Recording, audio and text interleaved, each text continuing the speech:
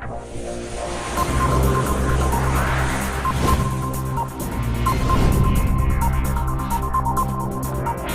जुलाई से शुरू हुआ संसद का मानसून सत्र हंगामेदार रहा।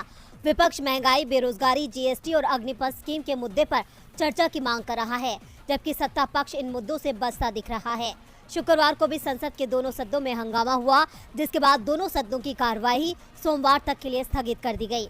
लेकिन अब विपक्ष के हंगामे के बाद केंद्र सरकार झुकती नजर आ रही है। बताया जा रहा है कि केंद्र सरकार महंगाई पर चर्चा के लिए तैयार है, यानी सोमवार को लोकसभा में महंगाई के मुद्दे पर बहस होगी। वहीं अगले ही दिन यानी मंगलवार को राज्यसभा में भी इस मुद्दे पर चर्चा हो सकती है और इस दौरान केंद्रीय वित्त मंत्री निर्मला सीतारमण विपक्ष के सभी सवालों का जवाब देंगे। गौरतलब है कि पहले दिन से ही संसद में विपक्ष ने कहा कि इन मुद्दों को सर्वोच्च प्राथमिकता दी जानी चाहिए और बाकी सभी को अलग रखा जाना चाहिए।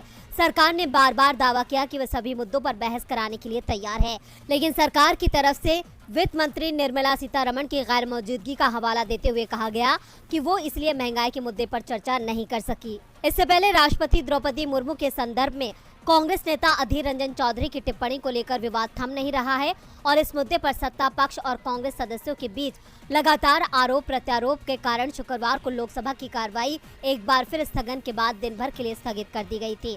लेकिन अब सोमवार को महंगाई पर बहस करने के लिए केंद्र सरकार तैयार है, यानी ये कहना गलत नहीं होगा कि विपक्ष के हंगामे के सामने सरकार ने अपनी हार मान ली है।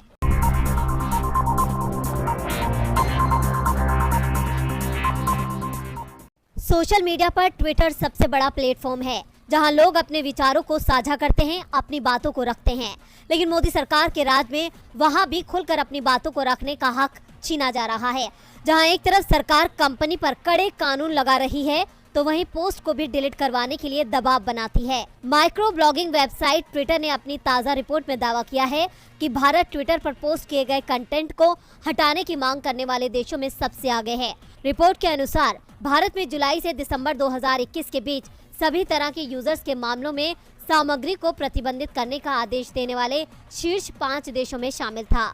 वहीं खातों से जुड़ी जानकारी मांगने में भारत सिर्फ अमेरिका से पीछे था।